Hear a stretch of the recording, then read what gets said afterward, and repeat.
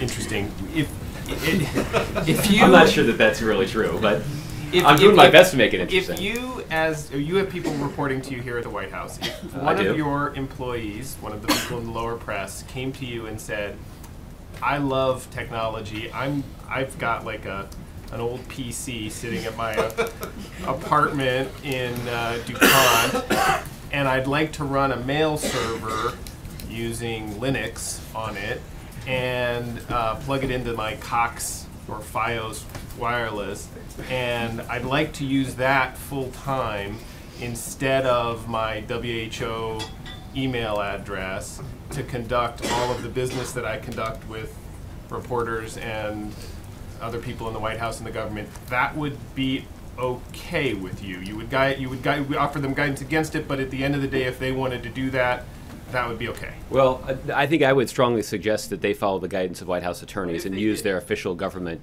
address. That would be again, if they didn't, it would be against the guidance that I had directly given them.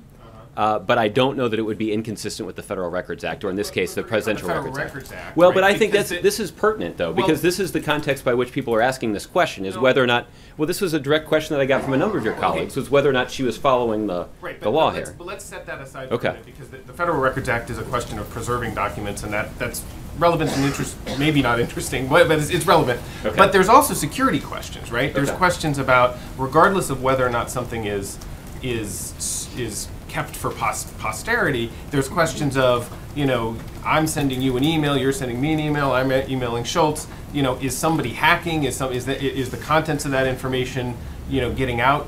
Maybe Schultz is emailing somebody, inside the government that's got a classified document, or that's got a secure document that should be secure. That has nothing to do with the Records Act. That has to do with security issues. And would it be okay for Schultz to have his little server on his Linux box in there? I don't know. Sorry, I can't believe that Eric's being both unfairly defamed, and I also think you're greatly overestimating his technological prowess. Just based on his, based on some of the conversations that he and I have had in the context of this line of questioning. There are serious security issues, and so I'm just saying, aside from guidance and preservation of records, you're saying there's no way in which that would be wrong?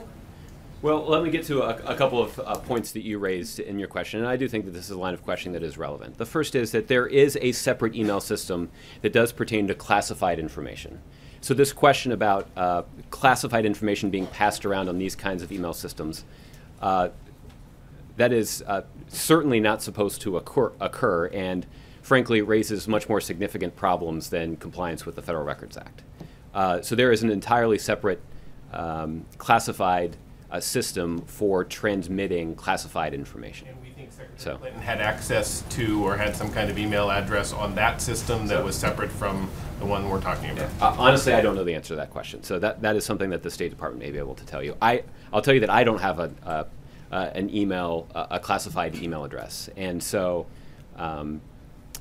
so I wouldn't have been trading emails. So put classified aside, though, there are still sensitive documents that you guys wouldn't want to be floating around. That's true. And we do take cybersecurity very seriously, and I know that the private sector does as well, and that obviously, the President's put forward legislation related to cybersecurity to try to not just strengthen the defenses of private sector email networks or computer networks more generally, but also try to strengthen the defenses of the computer networks, including the email networks of the federal government.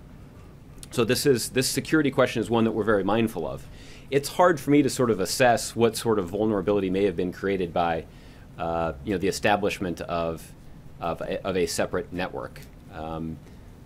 Obviously even large networks like ones that I operate on and ones that employees at the State Department operate on are not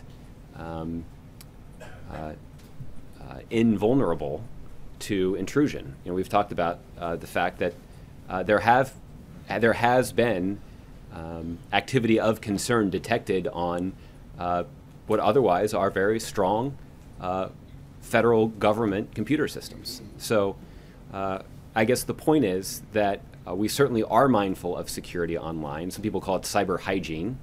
I think it's a strange term, but it's one that people try to be mindful of to ensure that we're doing everything we can to protect our cybersecurity. But this is something that doesn't just have an impact on the federal government. There are private sector institutions that are also grappling with this question as well.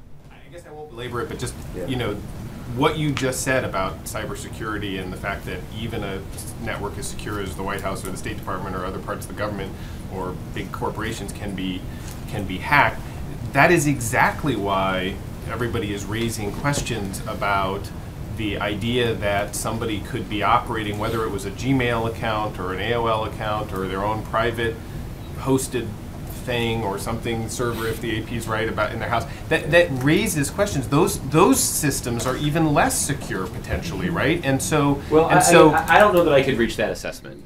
I don't know that I could reach that assessment. I think this is a place where I think your line of inquiry might actually be more interesting than some of the other lines of inquiry that we've had on this topic. But it probably is a worthy discussion for a computer science expert to sort of examine the situation. I could imagine a case. Well, there you go, you can talk there. But I'm certainly not a computer science expert, but I could imagine a scenario where you would say that a smaller network is less likely to attract the attention of hackers or others who might want to do harm. But unless it had the name ClintonEmail.com, that probably attracts a lot of attention. Well, again, a computer expert would probably be better equipped to talk to you about this. But what we have been focused on is primarily ensuring proper compliance with the Federal Records Act in this instance, but also more generally ensuring that we're putting in place all of the cyber defenses we can to try to protect the security of government information.